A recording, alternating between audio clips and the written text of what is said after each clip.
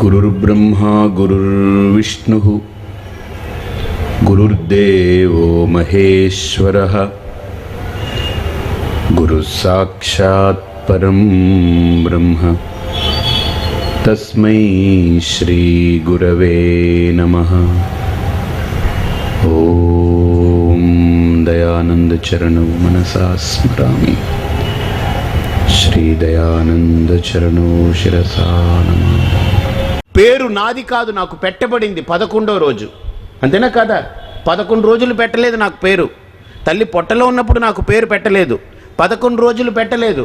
అంటే అమెరికాలో అయితే పొట్టలో ఉన్నప్పుడే పెట్టేయాలి. ఇప్పుడు బయటికి రాగానే పేరు పెట్టకపోతే పిల్లలు మరి ఒకరికొకరు తేడా అయిపోతారు. వాళ్ళు పిల్లలు పుట్టగానే ఇప్పుడు బయట చూసారా, కోడి పిల్లలకి ఆవు దోళ్ళకి హాస్పిటల్లో మెటర్నిటీ వాటిలో తాడు కట్టి రాస్తారు, వాటికి నెంబర్లు వేస్తారు. అలానే అమెరికాలో కూడా ఏం చేస్తారంటే ట్యాగ్ వేస్తారు, ఆ పేర్లు రాసి పెడతారు అక్కడ. ఎందుకు నా పిల్లలు కన్ఫ్యూజ్ అవ్వకుండా తల్లి వచ్చి. కాబట్టి నేను పుట్టిన తర్వాత నాకు పెట్టబడ్డది పేరు. నేను తల్లి గర్భంలోకి వెళ్ళిన తర్వాత ఈ రూపం అనేది ఇవ్వబడింది. ఈ రూపం భూమి మీదకి వచ్చిన తర్వాత ఎదుగుతూ ఎదుగుతూ ఈ స్థాయికి వచ్చాను. ఈ రూపం ఇంకొంతకాలం పోతే పరిణామం చెందుతుంది, ఇంకొంతకాలం పోతే క్షీణిస్తుంది, ఇంకొంతకాలం పోతే మరణిస్తుంది, పోతుంది. కాబట్టి ఈ రూపము నాకు ఇవ్వబడ్డది, ఈ పేరు నాకు పెట్టబడింది. వీళ్ళందరూ కూడా నాకు తర్వాత తగులుకున్నారు. ఒక్కొక్కళ్ళు నేను భూమి మీద పడిన తర్వాత, వీడు వచ్చాడు, అబ్బా మా తమ్ముడు పుట్టాడండి అని అంటాడు, వాడు వచ్చాడు నా కొడుకు పుట్టాడని అంటారు. వీళ్ళందరూ క్లెయిమ్ చేస్తారు నా వాళ్ళని. నేను తగిలించుకున్నాను. ఇవన్నీ నాకు తర్వాత వచ్చింది. అసలు మూలమేమిటి, వీటన్నిటికీ కేంద్రం ఏమిటి, వీటన్నిటికీ సత్తా ఏమిటి, వీటన్నిటికీ ప్రాతిపదిక ఏమిటి, నేను ఎవరో అని ఆలోచిస్తే దానికి అర్థం కలగట్లేదు. కానీ అన్నిటికీ అర్థాలు చెప్తున్నాం. నాకే నేను అర్థం చెప్పుకోలేని దుస్థితిలో పడున్నా. అజ్ఞానం అంటే ఇంతకంటే గొప్ప అజ్ఞానం వేరే ఏం అక్కర్లేదు. నాకు నేను అర్థం చెప్పుకోలేని దుస్థితిలో ఉన్నాను. కానీ దేన్నైనా అడగండి, అన్నిటి గురించి చెప్తాడు. ఒక ఆయన అన్నాడు, స్వామీజీ మీరు ఏదైనా అడగండి మా వాడు చెప్తాడన్నారు. ఓ దేనైనా చెప్తాడా? అబ్బే దేన్నైనా తలకిందులుగా చెప్పేస్తాడు. నువ్వెవరని అడిగాను. అదేంటండి ఆ ప్రశ్న వేసారేంటండి? దేన్ని అడిగినా చెప్పగలిగిన వాడి గురించి చెప్పాలి కదా, అది చాలా సులభం కదా. నేను ఎక్కడదో అడగట్లేదు, వాడి గురించి అడిగాను. కాబట్టి అజ్ఞానం అనేది ప్రపంచం గురించి లేదు, తన గురించే అజ్ఞానం ముందు దట్టంగా అలముకుంది. కాబట్టి ఇక్కడ ఈ క్షేత్రం అనేది ఎంత అందంగా తయారైందని అంటే, నామరూపాలు లేని నాకు తల్లి గర్భంలో ఎంటర్ అయిన తర్వాత నామరూపం ఏర్పడింది. అందుకని తండ్రి దగ్గర ఉన్నంత వరకు నామరూపాలు లేవు. తండ్రి నుండి తల్లికి చేరిందా, తల్లి దగ్గర నామరూపాలు తయారవుతుంది. అందుకని తల్లి దగ్గర ఎందుకు నామరూపాలు రావాలి? తల్లి కడుపు తండ్రి కడుపు ఒకటేగా, కోస్తే మాంసము రక్తం ఇవేగా ఉంటాయి. ఎందుకు వచ్చిందంటే, లేదు తల్లి గర్భంలో మావి ఉంది. అక్కడికి కనుక ఆ జీవి వెళ్ళి పడ్డాడా రూపం పొందుతుంటాడు. విత్తనం మన చేతిలో పట్టుకున్నంత కాలం దానికి ఏం మొలక రాదు. భూమిలో పడిందా మొలకెత్తేస్తుంది ఒక చెట్టు, నామరూపాలు వచ్చేస్తాయి. భూగర్భంలో పడితే విత్తనానికి నామరూపాలు వస్తుంది. తల్లి గర్భంలో పడితే జీవుడికి దేహేంద్రియ మనోబుద్ధులనే నామరూపాలు వచ్చేస్తాయి. అందుకని ఇది మాతృగర్భము, అది భూగర్భము.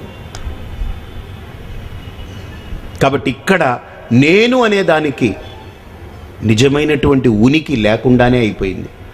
నేను అనుకున్నప్పుడల్లా దానికి స్వతంత్రమైన ఉనికి ఉంది, అది స్వయం సత్తా కలిగి ఉన్నటువంటిది. కానీ అది నాకు అర్థం కావట్లేదు. నేను అనుకుంటే ఈ శరీరము, నేను అనుకుంటే దేనితోనో ముడిపెట్టుకొని నన్ను నేను గుర్తించవలసి వచ్చిన దుస్థితి వచ్చింది. నేనంటే నాకు తెలియకుండా అయిపోయింది. అర్థమైందే? కాబట్టి ఇక్కడ మనకు ఆ నేనుని ఇప్పుడు విభజన చేస్తున్నారు ఆయన. చేస్తూ ఇది క్షేత్రమయ్యా 24 తత్వాలతో తయారైంది. బాగా ఆలోచించండి.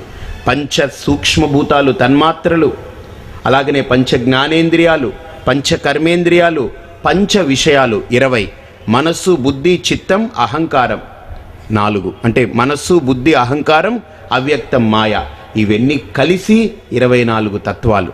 ఈ 24 తత్వాలు తండ్రి గర్భంలో ఉన్నప్పుడు లేవు, కనపడట్లేదు. అందుకని అవ్యక్తం, అది ఏం కనపడట్లేదు. కానీ తల్లి గర్భంలోకి వెళ్ళగానే ఇవన్నీ బుస్బుస్మంటే అలా వచ్చేసాయి, ఏమీ లేకుండా వచ్చేసింది. పూరి మనం ఒత్తుతాం కదా, ఒత్తినప్పుడు ఆ పీట మీద ఏం ఉండదు, కనపడదు, టెక్స్చర్స్ కానీ ఏం కనపడదు. కానీ బాగా నూనె మరుగుతూ ఉన్నప్పుడు మూకుళ్ళో ఇది అందులో వేసామనుకోండి, ఈ పిండి ఒత్తిన పిండిని అందులో వేసామనుకోండి, రౌండ్గా ఒత్తి ఇలా ఇలా ఒక నొక్కు నొక్కామనుకోండి, ఉబ్బుతుంది. ఇలా ఉబ్బి దాంట్లో బుడగలు అవి ఇవి అన్నీ కనపడతాయి, అన్ని చారులు అన్నీ కనపడుతుంది. ఇన్ని టెక్స్చర్స్ ఎప్పుడు కనపడింది? అందులో వేస్తేనే. మామూలుగా ఒత్తి ఇలా చూసినప్పుడు ఏమీ కనపడదు, చప్పగా మెత్తగా అవుతుంది అంతే. అలాగనే అవ్యక్తంగా ఉండేది అందులోకి ఎక్కిన తర్వాత వ్యక్తమైంది. అలాగనే తండ్రి గర్భంలో ఉన్నంత వరకు జీవుడు వ్యక్తము కాలేదు, జీవుడికి నామరూపాలు లేదు. అక్కడ ఏమైనా సంసారం ప్రాబ్లం, వాడికి మోక్షము సాధన ఏమైనా కావాలా? లేనే లేదు. కానీ ఎక్కడ వీడికి సమస్యలన్నీ వచ్చాయి? తల్లి గర్భంలోకి వెళ్ళి నామరూపాలు పొంది బయటికి వచ్చిన తర్వాత ఈ నామరూపాలే సత్యం అనుకున్నాడు. కాబట్టి ఈ నామరూపాలు సత్యం కాదు అని చెప్పడానికే శాస్త్రం కావాలి. ఈ నామరూపాలు నీది కాదు, నీకు ఇవ్వబడ్డది, కానీ ఈ నామరూపాలే సత్యం అనుకుంటున్నావు. ఇది ఒక భ్రమ. రెండోది, ఈ నామరూపాలే వీడిది కాదు, ఇక అన్ని నామరూపాలు నావి. నా భార్య అండి, నేను చెప్పినట్టు వినకపోతే ఎందుకండి? నా కొడుకండి, వాడు కొడతానంటే చంపుతానండి, వాడు చెప్పినట్టు వినకపోతే ఎలాగండి? ఇక కొడుకు వీడి చెప్పినట్టు వినాలి, భర్త వీడి చెప్పినట్టు వినాలి, భార్య వీడి ఎందుకని? ఈ మిగతా నామరూపాలని నావి. అసలు ఈ నామరూపమే వీడిది కాదు, వీడికి ఇవ్వబడ్డది. ఇక ఆ నామరూపము నాదంటాడు, ఇది నాదంటాడు, అది నాదంటాడు. అమ్మ నాన్న అయ్యో బాబోయ్ గందరగోళం. వీడు మొత్తం అన్నీ నెత్తినేసి రుబ్బుకుంటున్నాడు అనమాట. రోజు రుబ్బేసి వాడు గందరగోళం అయిపోతున్నాడు, సఫకేషన్ లోపల. అందుకనే శాస్త్రం వచ్చి నువ్వు నామరూపరహితుడవి అని మనకు శాస్త్రం ఉపదేశం చేస్తుంది. ఆ నామరూపరాహిత్యాన్ని, నామరూపరహిత స్థితిని నేను పొందాలి అని అంటే, ఇదం శరీరం కౌంతేయ క్షేత్రమిత్యభిధీయతే ఏతద్యో వేత్తి తం ప్రాహుః క్షేత్రజ్ఞః ఇతి తద్విదః. ఈ నామరూపాలతో కూడుకున్న ఈ దేహాన్ని ఒక్కసారి మనం చూడగలిగితే, ఇప్పుడు నేను మిమ్మల్ని ఎలా చూస్తున్నానో అలాగనే నేను ఈ నామరూపాలతో కూడుకున్న నేను అనుకునే ఈ నామరూపాలని కూడా చూడాలి. మీరు అనుకునే ఈ నామరూపాలని ఎలాగైతే నేను చూస్తున్నానో కళ్ళతో, ఇప్పుడు నా కళ్ళతో నన్ను చూసుకోలేనుగా. ఇప్పుడు లోపల నేత్రంతో, నా జ్ఞానంతో, నా అనుభవంతో నేను అనుకునే ఈ నామరూపాలని కూడా నేను చూడగలగాలి. నేను చూసినప్పుడు నేను ఆ నామరూపాలకి విలక్షణుడిగా నేను విభజన పొందుతాను, దాని నుండి బయటికి పడగలను. అలా బయటపడ్డప్పుడు ఇప్పుడు నాలో కలిగిన ప్రశ్న ఏంటనంటే, అసలు ఈ క్షేత్రం ఎలా తయారైంది అంటే, ఎలా తయారైంది అని అంటే, ఏ రకంగా ఒక అణువు తండ్రి గర్భం నుండి తల్లి గర్భంలోకి చేరిన తర్వాత దాని చుట్టూతా వలయం తయారవుతూ ఉంది. ఆ వలయం స్థూలమవుతుంది, ఆ స్థూలమైంది కాస్త ఘనమవుతుంది, ఆ ఘనం కాస్త పిండమవుతుంది, ఆ పిండం కాస్త మెల్లమెల్లగా వృద్ధి చెంది తల్లి యొక్క పూర్తి శరీరంతో తను అనుబంధం ఏర్పరచుకుంటుంది. తల్లి శక్తిని జుర్రుకుంటూ తను ఎదుగుతూ ఉంటుంది. బాగా చూడండి, తల్లి యొక్క శక్తిని జుర్రుకుంటూ, తల్లి యొక్క శక్తిని బాగా పోగు చేసుకుంటూ తను వృద్ధి చెందుతూ ఉంటుంది. ఆ వృద్ధి చెందే పరిణామంలో మీరు బాగా ఆలోచించండి. తల్లి గర్భంలో నేను పుట్టాను అని అంటే గుర్తుపెట్టుకోండి, నేను పుట్టడం కాదు, తల్లి యొక్క శక్తిని తిని నేను పెరుగుతున్నాను అక్కడ. తల్లి తిన్నదాన్ని తినట్లేదు, తల్లి ఇదివరకు గతంలో తిని పెంచుకున్నటువంటి శక్తిని నేను హరించేసి నేను పెరుగుతున్నాను అక్కడ. తల్లి యొక్క శరీరంతో అంత అనుబంధం ఏర్పరచుకుని ఆ కణం అన్ని రూపాలు పొంది, ఆ కణం ఏంటంటే ఒక పిండమై అది ఒక మాంసపిండం అవుతుంది. ఆ పిండం కాస్త మెల్లమెల్లగా తల్లి యొక్క శక్తిని లాక్కుంటూ తను వృద్ధి చెందుతూ ఉంది. వృద్ధి చెంది ఈ ఇంద్రియాలు, కళ్ళు, ముక్కు, కాళ్ళు, చేతులు ఇలాగా ఎలా తయారవుతుంది తెలుసండి? ఇలా పిండం శిశువుగా తయారవ్వదు, 2 ముక్కలుగా తయారవుతుంది. అది మళ్ళీ ఎలా కలుస్తుంది చూడండి. అది 2 భాగాలు, ఇలా 2 కళ్ళు ఆ పిండానికి ఏర్పడిపోలేదు, 2 ముక్కలుగా తయారవుతుంది. అది అసలు కుట్టే తెలియకుండా కుట్టేశాడు భగవంతుడు. ఎక్కడ ఒక్క కుట్టు ఉందా అసలు శరీరం మీద? ఎక్కడైనా ఒక్క కుట్టు లేకుండా మొత్తం కుట్టేశాడు. అంత అద్భుతంగా ఎదిగింది లోపల. ఎదుగుదల వచ్చిన తర్వాత ఆ శిశువుకి అది బయటపడింది. బయటపడిన తర్వాత ఇక అసలు లోపలికి వెళ్ళినప్పుడు నామరూపాలు లేవు. ఆ జ్ఞానం తనలో ఉందనుకోండి, తనకు ఉందనుకోండి, బయటకు వచ్చిన తర్వాత కూడా ఈ నామరూపాలు నాది కాదని ఊరుకుంటుంది. కానీ లోపలికి వెళ్ళేటప్పుడే ఆ నామరూపాలు నాది కాదని తెలియదు. అంటే అజ్ఞానం అక్కడే ఉంది. తండ్రి గర్భంలో కణంగా ఉన్నప్పుడే నాకు అజ్ఞానం కూడా ఆ కణంలోనే కంటిన్యూ అవుతూ ఉంది. కాబట్టి అజ్ఞానం అనేది ఎప్పటి నుంచో అనాదిగా నన్ను వెంటాడుతూ ఉంది.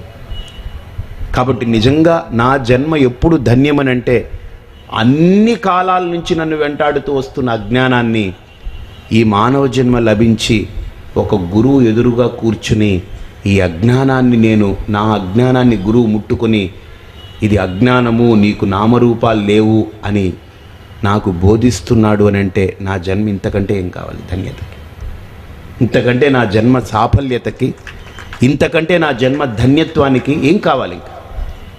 అటువంటి గురువు నాకు లభించి, సద్గురు ఆయన ఎదురుగా కూర్చుని ఈ శ్రవణం చేస్తూ నేను నామరూప వికల్పరహితుడని అని గుర్తించగలిగే స్థితికి నేను పొందుతున్నాను అని అంటే, అందుకనే శంకర్లు కూడా నిర్వాణ షట్కం అని ఒక అద్భుతమైన, ఇది చాలా అద్భుతమైన, నాకు చాలా ఇష్టమైనది.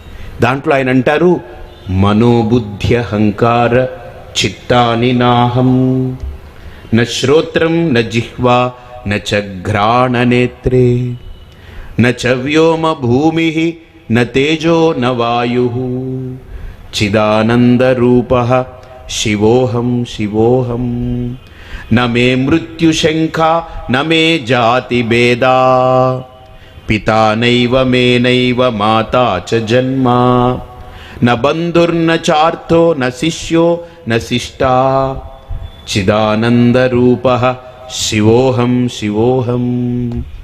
ఎంత అద్భుతమైన ఒక పరాకాష్ఠత్వాన్ని ఆ నిర్వాణ షట్కంలో శంకరులు ఉపదేశిస్తారు.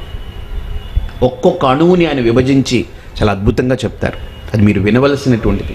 ఆ నిర్వాణ షట్కంలో ఒక్కొక్క శ్లోకంలో ఒక్కొక్క స్థాయిని దాటిస్తూ అధిగమిస్తూ తీసుకెళ్తారు. నాకు నిజంగా ఈ లోకంలో ఎందరినో భర్తల్ని ఎన్నో జన్మలుగా చూశాను, ఎందరో భార్యల్ని నేను పొందాను ఎన్నో జన్మలుగా.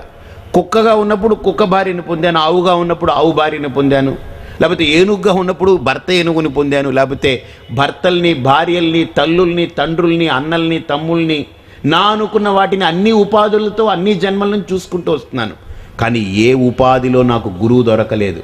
ఈ ఒక్క ఉపాధిలోనే గురువు దొరుకుతాడంతే. ఇక్కడ పరమాత్మ ఎంచుకున్నటువంటి మొట్టమొదటి అంశం ఏంటనంటే క్షేత్రం మీద సమగ్రమైన విచారణ చేయిస్తున్నారు.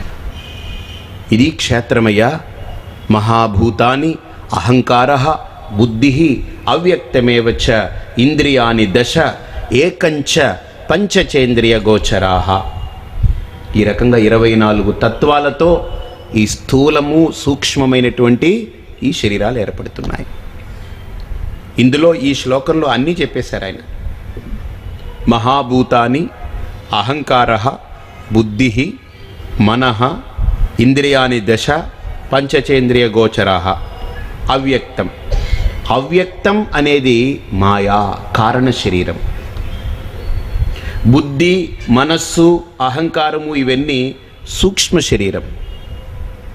ఇంద్రియాలు, ఇంద్రియ విషయాలు ఇవన్నీ స్థూల శరీరాలు. కాబట్టి స్థూల, సూక్ష్మ, కారణ శరీరాలు అంటే ఒకడికి 3 శరీరాలు ఉన్నాయి. ఈ జీవుడికి నేను నేను నేను అనుకునేవాడికి 3 శరీరాలు ఉన్నాయి. అసలు మనం మొదటిదే గుర్తించలేకపోతే ఇంక 3 ఎలా, అసలు 3 ఎక్కడ వస్తుంది మనకు?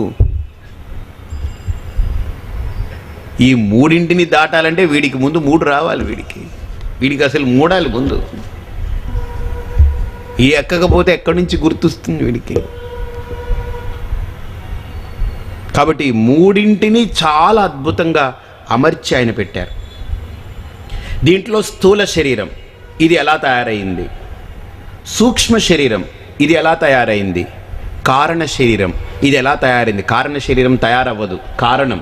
స్థూల సూక్ష్మాలకి కారణం. అది తయారవ్వదు, అది ఉంటూనే ఉంటుంది. అది ఉంటూనే ఉంటుంది. ఎలా ఉంటుంది అని అంటే మీకు ఒక చిన్న ఎగ్జాంపుల్ చెప్తాను. ఈ లోకంలో మామిడి చెట్టు తయారవ్వచ్చేమో కానీ మామిడి టెంక తయారవ్వదు. ఎందుకని? మామిడి టెంక మీకు ఇస్తే దాన్ని నాటారనుకోండి, ఒక చెట్టు అవుతుంది. ఆ చెట్టులో కొన్ని వందల మామిడి టెంకలు వచ్చేస్తాయి. మళ్ళీ మామిడి టెంక వచ్చేస్తుంది బయటికి. మళ్ళీ దాన్ని నాటారనుకోండి, మళ్ళీ చెట్టు వస్తుందేమో కానీ టెంక తయారవదు. టెంక ఎప్పటి నుంచో వస్తూనే ఉంది. అది కారణం. కాబట్టి కారణం తయారవ్వదు, కార్యాలే తయారు. స్థూల శరీరం కార్యం, సూక్ష్మ శరీరం కార్యం, కానీ కారణ శరీరం ఈ రెండింటికి కారణం. కాబట్టి కారణ శరీరం అంటే అజ్ఞానం, మాయా, అదే కారణం.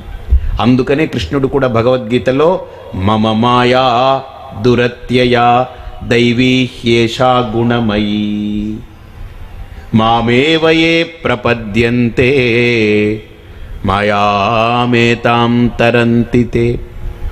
అంటే నన్ను కనుక ఆశ్రయిస్తే, నన్ను శరణుజొచ్చితే, గుర్తుపెట్టుకోండి, నన్ను అంటే అక్కడ కృష్ణుడని కాదు, ఇదిగో ఈ ప్లాస్టర్ ఆఫ్ ప్యారిస్ లేకపోతే ఇంకోటో కాదు, ఈ రూపం కాదు. అసలు వీడికే రూపం లేదంటే, జీవుడికే రూపం లేదంటే దేవుడికే రూపం పెడతామండి? జీవుడికే నామరూపాలు లేవంటే దేవుడికి ఏ నామరూపాలు పెడతాం? పెట్టలేం. మనకు నామరూపాలు ఉన్నాయి కాబట్టి దేవుడికి కూడా నామరూపాలు పెట్టు కూర్చున్నాం. మనం ఖాళీగా ఉన్న మైదానంలో పిల్లలు ఆడుకుంటూ ఉన్నారు. పిల్లలు ఆడుకుంటూ మధ్యలో ఒక రాయి పెట్టారు.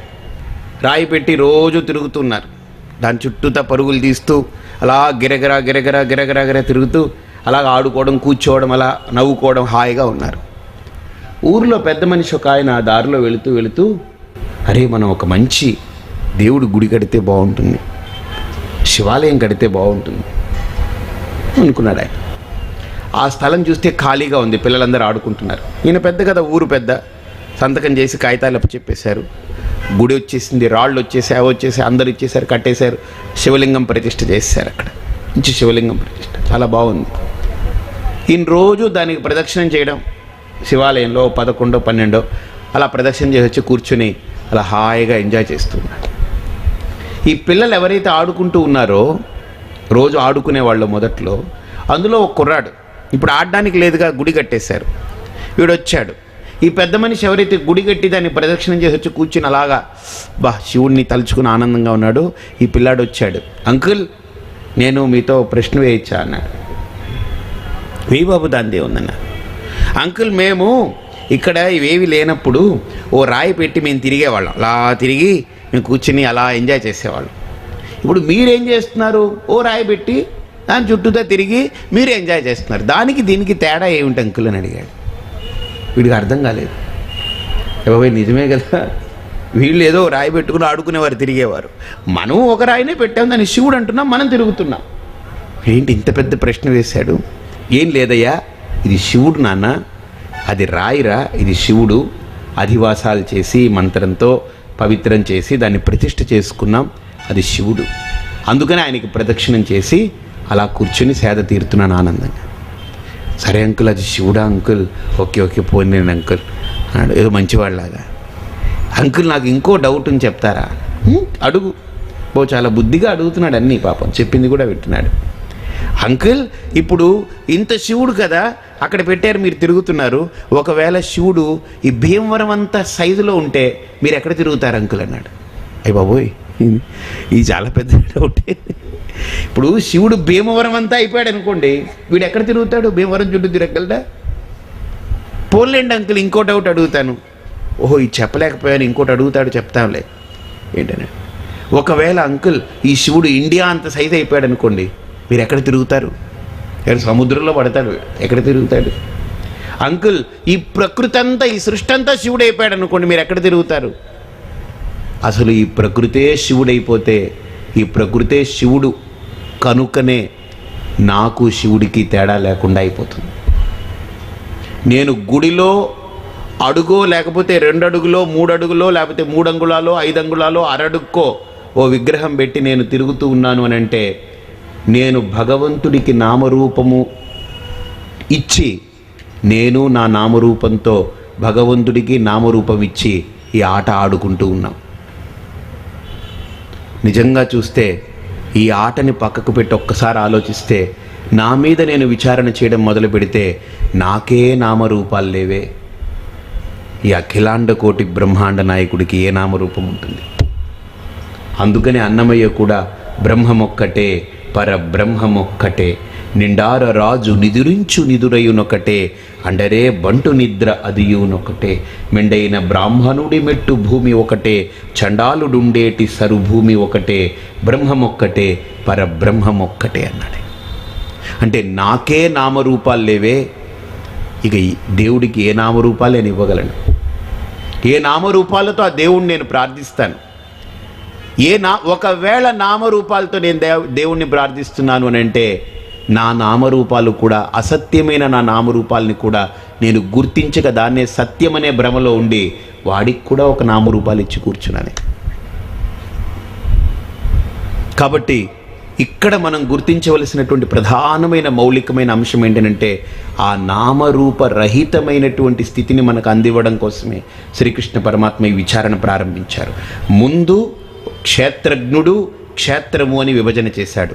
ఆ క్షేత్రజ్ఞుడిని విభజన చేస్తూ క్షేత్రం గురించి చెప్తూ 3 రకాల క్షేత్రాలు ఉన్నాయి. ఒక్క రకమైన క్షేత్రం కాదు. ఏమిటి?